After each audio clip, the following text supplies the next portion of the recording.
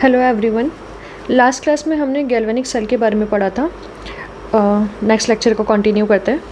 इसमें सबसे पहला टॉपिक हमारे पास में है ऑब्जर्वेशंस ऑफ गैल्वेनिक सेल। ये छोटा सा टॉपिक उस टाइम पर रह गया था, इसको एक बार देख लेते हैं कि गैल्वेनिक सेल को ही डेनियल सेल उसका एक एग्जाम्पल था और गैल्वेनिक सेल का ही एक और नाम होता है जिसे हम कहते हैं वोल्टेइक सेल। उसमें हमने क्या क्या ऑब्जर्व किया था, तो ये ऑब्जर्वेशन ऑल्दो मैंने आपको बता दी थी पर अभी ये नोट्स के फॉर्म में आपके सामने है, फिर उससे एक बार देख लेते हैं। Mass of zinc rod decreases, आपको पता है जिंक का ऑक्सीडेशन हुआ था, तो जो जिंक रॉड थी वो Zn2+ में कन्वर्ट होती जा रही थी, मतलब उसका जो मास था वो डिक्रीज हो रहा था, जबकि कॉपर का रिडक्शन हो रहा था, तो कॉपर +2 कॉपर में कन्वर्ट हो रहा था, इसीलिए कॉपर का मास क्या हो रहा था, इंक्रीज हो रहा था। ओके, तो mass of zinc rod decreases while that of copper rod increases. Next आपके पास में आता है internal circuit. Internal circuit is completed by the flow of ions. Internal circuit यानी कि जो सॉल्ट ब्रिज के थ्रू हो रहा था, उसमें आपको पता है आयंस का मूवमेंट हो रहा था। ठीक है, तो इंटरनल सर्किट कंप्लीट किससे होता है, आयंस के मूवमेंट से, जबकि एक्सटर्नल सर्किट किससे कंप्लीट हो रहा था बच्चों, एक्सटर्नल सर्किट कंप्लीट होता है फ्लो ऑफ इलेक्ट्रॉन्स से। आपको पता है एनोड जिंक जो आपका लेफ्ट साइड पे था जिंक रोड, और जो राइट साइड पे था कॉपर। लेफ्ट साइड पे जो था जिंक रॉड वो एनोड की तरह बिहेव कर रहा था, मतलब उसके ऊपर ऑक्सीडेशन हो रहा था, तो Zn+2 सोल्यूशन में आता जा रहा था, रॉड के ऊपर नेगेटिव चार्ज आ गया था, यानी कि इलेक्ट्रॉन जो है वो मूव कर रहे थे एनोड टू कैथोड। बोलो क्लियर है क्या? अच्छा, अभी एक बात समझना, करंट का फ्लो हमेशा इलेक्ट्रॉन के फ्लो के ऑपोजिट होता है। मैंने अभी कहा फ्लो ऑफ इलेक्ट्रॉन कहाँ से कहाँ हो रहा था, एनोड से कैथोड, यानी कि जिंक रॉड से कॉपर रॉड की तरफ। क्लियर है? तो एक्सटर्नल सर्किट में इलेक्ट्रॉन का फ्लो हो रहा था, इंटरनल सर्किट में आयंस का फ्लो हो रहा था, ये ध्यान रखना। तो एक्सटर्नल सर्किट में इलेक्ट्रॉन्स का फ्लो हो रहा है एनोड टू कैथोड, तो करंट का फ्लो क्या हो जाएगा, कैथोड टू एनोड। बोलो क्लियर है? नेक्स्ट, इंटरनल सर्किट में करंट फ्लो किस वजह से हो रहा था, सॉरी डायरेक्शन क्या था, एनोड टू कैथोड, एनोड से कैथोड की तरफ। और इंटरनल सर्किट में क्या इलेक्ट्रॉन का फ्लो होता है, नहीं, इलेक्ट्रॉन का फ्लो नहीं होता, किसका फ्लो होता है, आयंस का फ्लो होता है। बोलो क्लियर है क्या?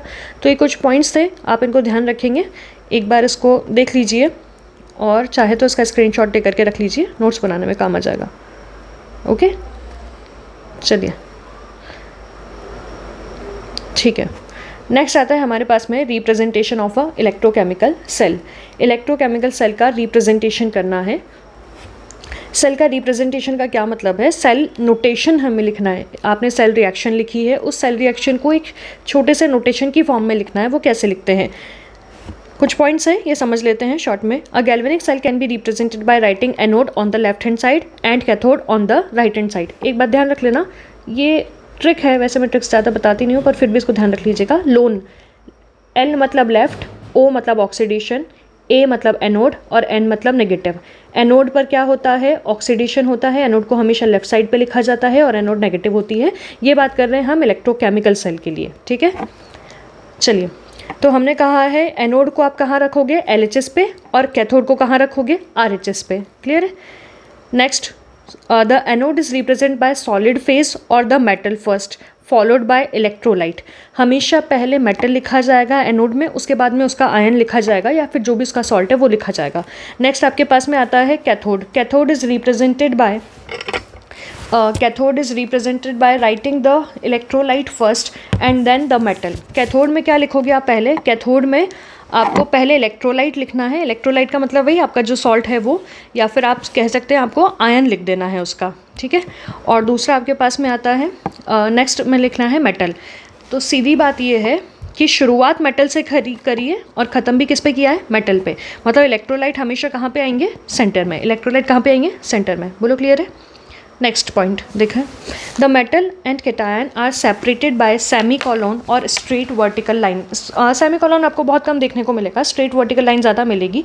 जो मेटल है और जो कैटायन है, यानी कि जैसे मान लो एनोड में आपके पास में जिंक था, जिंक Zn2+ में कन्वर्ट हो रहा था, तो जिंक सॉलिड फॉर्म में था क्योंकि वो रॉड थी, मेटल रॉड। ठीक है, और वो जो कन्वर्ट हो गया है Zn2+ में, तो वो एक्वस सॉल्यूशन में चला गया है, मतलब वहाँ पे फेज चेंज हो गया है। सॉलिड से किस में चेंज हो गया है, एक्वस में। तो जब भी फेजेस को हमें शो करना होता है, तो फेजेस को हम शो करते हैं वर्टिकल लाइन से सेपरेट करके। डिफरेंट फेजेस को किससे सेपरेट किया जाता है, वर्टिकल लाइन से। क्लियर है? Next, the concentration of electrolyte is also mentioned. अगर आपको कंसंट्रेशन गिवन है तो ब्रैकेट में कैटायन के जस्ट बाद में, कैटायन हो या एनायन हो, जो भी आपका सॉल्ट है, सॉल्ट का जो भी आयनिक पार्ट है उसका कॉन्सेंट्रेशन आपको हमेशा ब्रैकेट में लिखना होता है अगर नोन है तो। Okay, next last point, salt bridge is represented bye 2 vertical lines. और जो सॉल्ट ब्रिज यानी कि ऑक्सीडेशन हाफ सेल और रिडक्शन हाफ सेल दोनों को हमें सेपरेट करना होता है, वो हम किससे करते हैं? सॉल्ट ब्रिज से। बोलो क्लियर है? इसके 1-2 एग्जाम्पल देखिएगा। जैसे डैनियल सेल की ही बात कर लेते हैं। डैनियल सेल की बात कर लेते हैं। डैनियल सेल में हमारे पास में 2 रिएक्शन हो रही थी। जिंक सॉलिड कन्वर्ट हो रहा था Zn2+ में प्लस 2 इलेक्ट्रॉन। आपको पता है ये सॉलिड से किस में कन्वर्ट हो रहा था? एक्वस फेज में। क्लियर है? और नेक्स्ट रिएक्शन थी कॉपर 2+, ये एक्वस फेज से किस में कन्वर्ट होता जा रहा था? ये इसका रिडक्शन हो रहा था कॉपर का और ये कन्वर्ट हो रहा था सॉलिड फेज में। बोलो क्लियर है क्या? तो ये आपका ऑक्सीडेशन हाफ था फर्स्ट वाला आपका ऑक्सीडेशन हाफ है, यानी कि ये एनोड बना रहा था, और सेकंड वाला आपका रिडक्शन हाफ है जो कि कैथोड बना रहा था। बोलो क्लियर है क्या? ये आपका रिडक्शन हाफ सेल है जो कि कैथोड का फॉर्मेशन कर रहा था, यानी कि कैथोड बना रहा था। देखिए अब तो ओवरऑल सेल रिएक्शन आप क्या लिखोगे? ओवरऑल सेल रिएक्शन अगर आप लिखोगे तो इन दोनों को ऐड करके लिखोगे। जब दोनों को ऐड करोगे तो दोनों इलेक्ट्रॉन्स कैंसिल हो जाएंगे, तो ये हो जाएगा जिंक सॉलिड प्लस कॉपर 2+, और ये है एक्वस, इससे बन रहा है आपके जिंक 2+ एक्वस, इधर है कॉपर सॉलिड। बोलो क्लियर है? अब ये तो हो गई सेल रिएक्शन, दोनों हाफ सेल रिएक्शन, और ये है आपके नेट सेल रिएक्शन। ठीक है, इसको कहते हैं नेट सेल रिएक्शन, यानी कि कंप्लीट सेल रिएक्शन। अब इस नेट सेल रिएक्शन को देख करके ही हमें क्या लिखना होता है? सेल रिप्रेजेंटेशन लिखना होता है इसका, या फिर इसी को कहते हैं सेल नोटेशन। सेल नोटेशन देखो, सबसे पहला फर्स्ट पॉइंट क्या था कि एनोड को हम कहाँ लिखेंगे? LHS में। सबसे फर्स्ट पॉइंट, चलो देखते हैं एक बार दोबारा, ये रहा। एनोड को कहाँ लिखना है? LHS में। एनोड को LHS में लिखोगे, कैथोड को राइट हैंड साइड पे लिखना है। ठीक है, एनोड में पहले आपको मेटल लिखना है, बाद में इलेक्ट्रोलाइट लिखना है। समझ गए? चलो देखो, एनोड कौन सी है? जिंक वाली। तो पहले कौन आएगा? मेटल। तो मेटल लिख देते हैं पहले, देखो जिंक, और ये सॉलिड में है। उसके बाद जिंक 2+, ये आपके एक्वस में है, और बताया था कि एक वर्टिकल लाइन से आप इन्हें सेपरेट करोगे ताकि फेज डिफरेंस समझ में आ सके। ओके, उसके बाद में सॉल्ट ब्रिज बीच में आता है, तो सॉल्ट ब्रिज को डबल पैरेलल लाइन से शो करते हैं, डबल लाइन से, इस तरीके से पैरेलल लाइन से आप सॉल्ट ब्रिज को रिप्रेजेंट करोगे। उसके बाद में आपको कैथोड को लिखना है। कैथोड में पहले मेटल बाद में आएगा, इलेक्ट्रोलाइटिक पार्ट पहले आएगा। तो यहाँ पे पहले कौन आ जाएगा? कॉपर 2+, और ये कौन है? एक्वस। क्लियर है? इसके बाद फिर से वर्टिकल लाइन, और यहाँ आ जाएगा कॉपर सॉलिड। तो इसे कहते हैं सेल रिप्रेजेंटेशन। अगर आपको इनकी कॉन्सेंट्रेशन पता होती तो यहाँ पे आप कॉन्सेंट्रेशन लिख देते। लेट्स से ये वाला है C1 मोलर का, और ये है C2 मोलर का। ओके, बात समझ में आ गई? इस तरीके से आपको बहुत सारे सेल नोटेशन देखने को मिल सकते हैं। क्वेश्चन आपसे ऐसा पूछा जा सकता है कि गिवन रिएक्शन के लिए कौन सा सेल नोटेशन सही है, या फिर गिवन सेल नोटेशन के लिए कौन सी रिएक्शन सही है। तो आई होप आप कर लेंगे इस टाइप के क्वेश्चन। ठीक है, चलिए हम चलते हैं आगे। हमारा नेक्स्ट टॉपिक आता है जो कि बहुत ज़्यादा इंपॉर्टेंट है, क्वेश्चन इससे बहुत ज़्यादा पूछे जाते हैं। तो सबसे पहला नेक्स्ट टॉपिक हमारे पास में आता है अब इलेक्ट्रोड पोटेंशियल। इलेक्ट्रोड पोटेंशियल, समझ गए? इलेक्ट्रोड पोटेंशियल, इसको बहुत ध्यान से समझना। मैंने आपसे पहले भी कहा था इलेक्ट्रोड पोटेंशियल है क्या चीज़।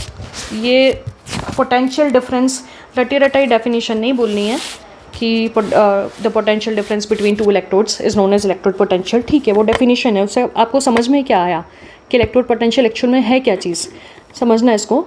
इलेक्ट्रोड पोटेंशियल मतलब किसी भी मेटल रॉड का या मेटल की इलेक्ट्रोड का पोटेंशियल होगा। अब पोटेंशियल किस चीज़ का?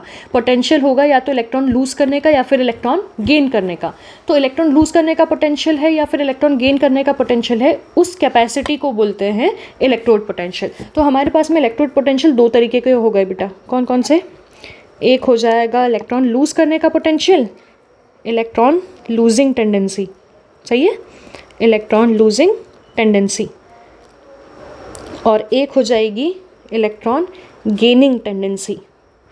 Electron losing tendency and another one is electron gaining tendency.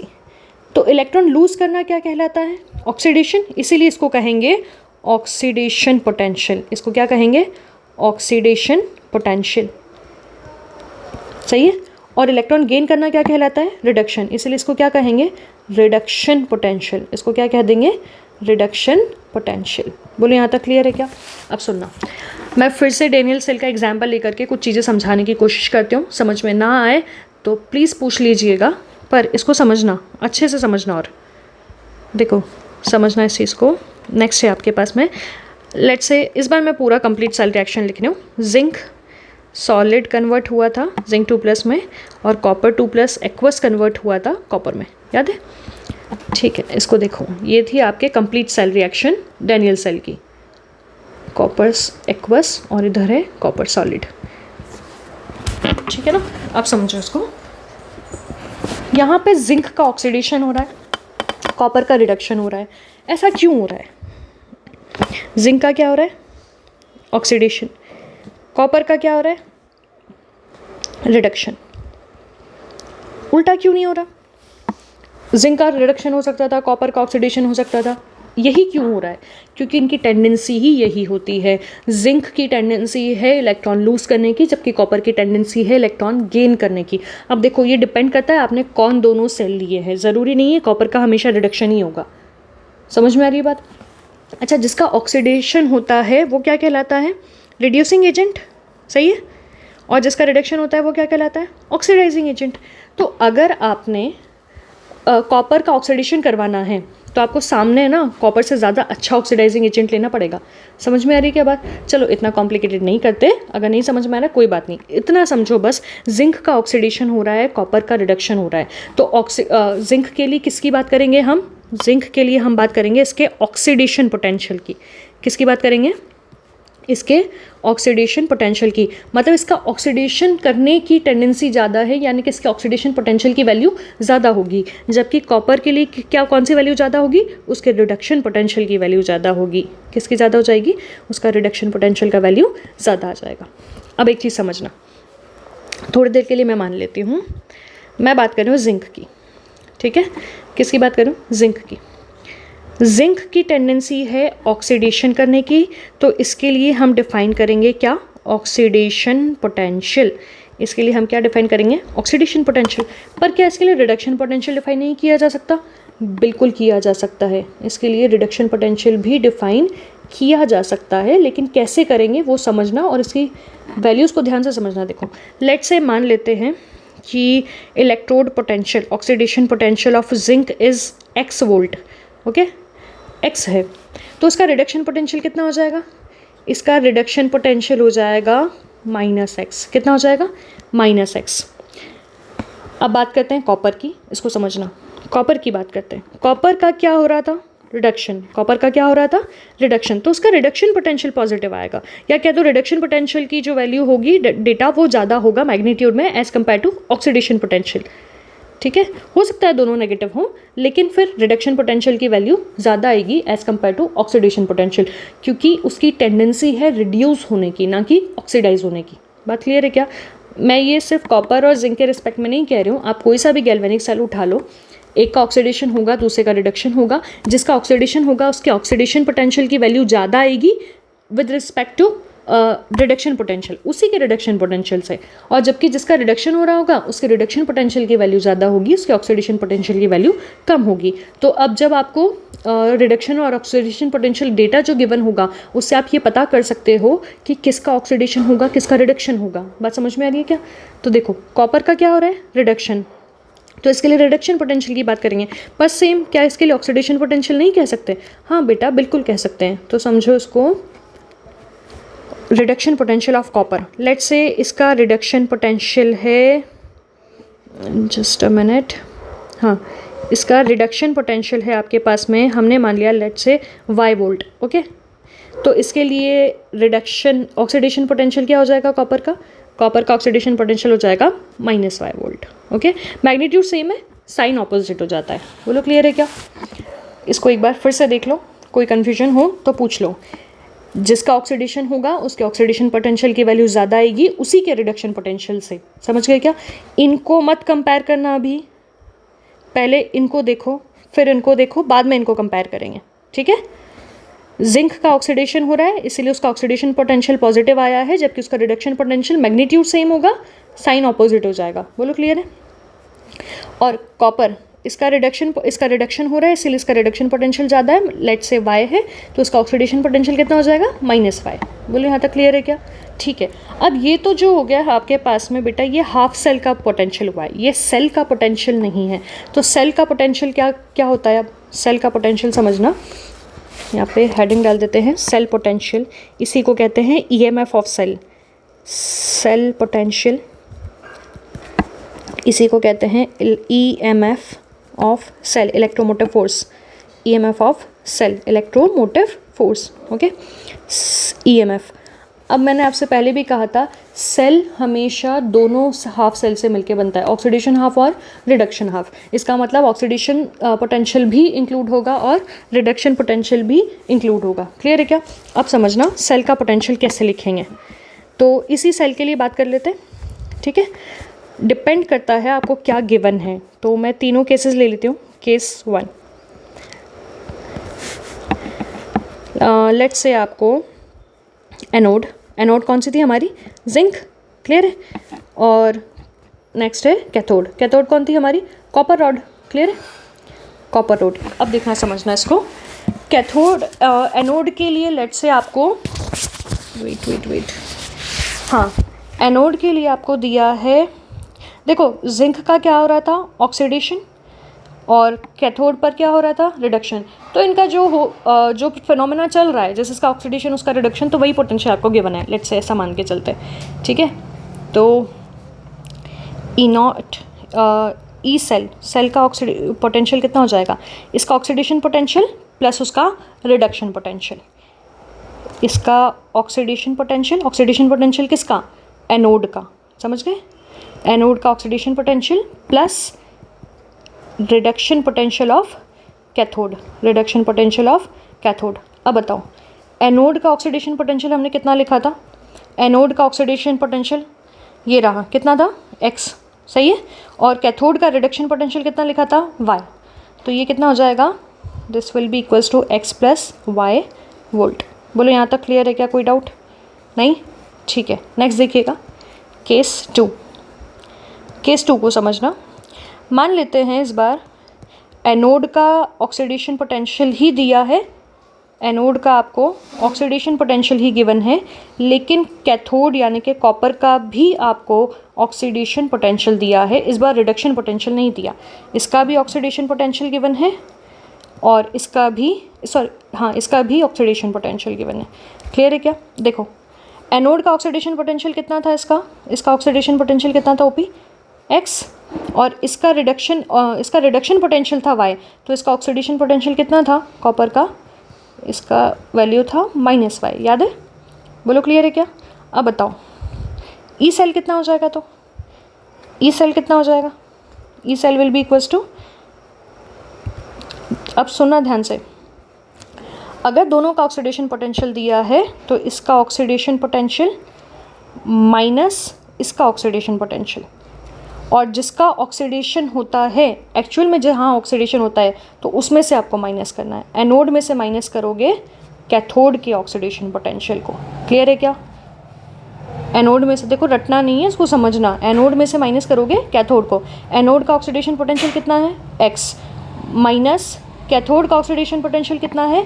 -y। तो माइनस माइनस प्लस हो गया, ये कितना आ गया आपके पास value? x plus y volt. बोलो क्लियर है क्या यहाँ तक? नेक्स्ट केस 3 देखना, फिर एक बार तीनों को समराइज़ करेंगे, समझ में आ जाएगा। केस 3, जब आपको केस 3 दिया हो तो क्या करोगे? केस 3 मतलब अभी तक हमने क्या किया था? जिसका ऑक्सीडेशन हो रहा है उसका ऑक्सीडेशन पोटेंशियल लिया, जिसका रिडक्शन हो रहा है उसका रिडक्शन पोटेंशियल लिया फर्स्ट केस में। सेकंड केस में दोनों का ऑक्सीडेशन पोटेंशियल ले लिया, थर्ड केस में दोनों का ही रिडक्शन पोटेंशियल ले लेते हैं। तो एनोड यानी कि जिंक, इसका क्या ले लिया? Reduction potential. इसका क्या ले लिया आपने? Reduction potential. और कैथोड यानी कि कॉपर रॉड, इसका भी आपने क्या ले लिया? Reduction potential.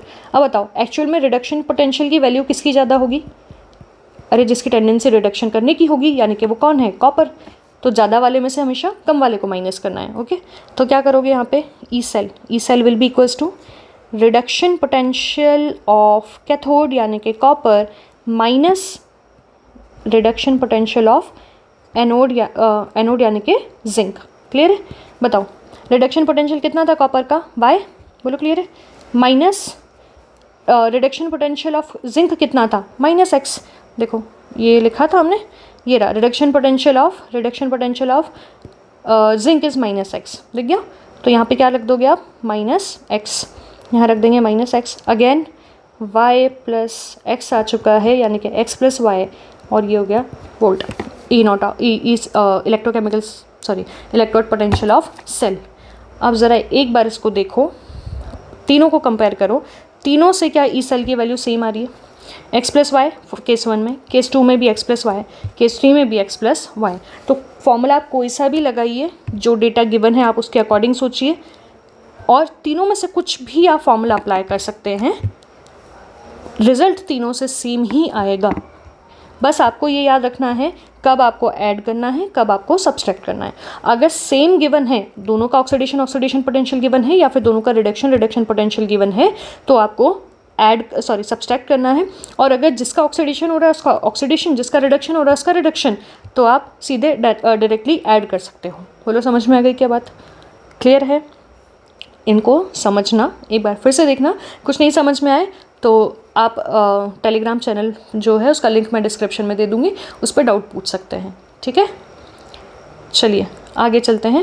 यहाँ पे एक नोट लिखिएगा, नोट बहुत काम का है। नोट, ये जितने भी तीनों केसेस मैंने आपको बताए हैं सेल का इलेक्ट्रोड पोटेंशियल निकालने के लिए जो हमने फॉर्मूले लिखे हैं, बेटा ये हर केस पे एप्लीकेबल नहीं है, ये सिर्फ और सिर्फ उन केसेस में एप्लीकेबल है जिसमें नंबर ऑफ इलेक्ट्रॉन ऑक्सीडेशन से हाफ सेल में, रिडक्शन हाफ सेल में और नेट सेल रिएक्शन में सेम होते हैं। जैसे कि यहाँ पर हो रहे थे, देखो ज़रा, जैसे कि यहाँ हो रहे थे, रिएक्शन कहाँ लिखी थी हमने, ये रही, देखो इसमें ऑक्सीडेशन हाफ सेल में भी 2 इलेक्ट्रॉन है, रिडक्शन हाफ सेल में भी 2 इलेक्ट्रॉन है, और नेट सेल रिएक्शन में भी एक्चुअल में 2 इलेक्ट्रॉन ही यूज़ हो रखे हैं। बोलो समझ में आ रही है क्या? अरे जिंक ने 2 इलेक्ट्रॉन दिए, वही कॉपर ने ले लिए ना। तो जब तक सेल रिएक्शन में इलेक्ट्रॉन बचते नहीं हैं या चेंजेस नहीं आता है कि ऑक्सीडेशन हाफ सेल में अलग इलेक्ट्रॉन है, रिडक्शन हाफ सेल में अलग इलेक्ट्रॉन है, तो उस केस में आप ये फॉर्मूला अप्लाई नहीं करोगे। क्लियर है क्या? उसके लिए क्या यूज़ करते हैं, कैसे करते हैं, वो अभी देखेंगे थोड़ी देर में। पहले बताओ यहाँ तक बात समझ में आई क्या? तो ये नोट लिख लेते हैं। नोट, दीज फॉर्मूले are applicable for reactions in which same number of electrons are involved in both half cell reaction and no electron is left in net cell reaction. देखो अगर दोनों हाफ सेल में electron same है तो obviously बात है वो cancel ही हो जाएंगे, नेट सेल रिएक्शन में कोई इलेक्ट्रॉन नहीं आएगा। क्लियर है क्या? ये फॉर्मूला आप डायरेक्टली से तभी यूज़ कर सकते हो। बोलो समझ में आ गई बात? चलिए आज के लिए इतना ही, नेक्स्ट मिलेंगे अगली क्लास में। इनको एक बार देखिएगा, और कब हम दूसरा फार्मूला यूज़ करेंगे और इनके ऊपर न्यूमेरिकल्स भी देखेंगे नेक्स्ट क्लास में। बोलो क्लियर है यहाँ तक? चलिए, ऑल द बेस्ट।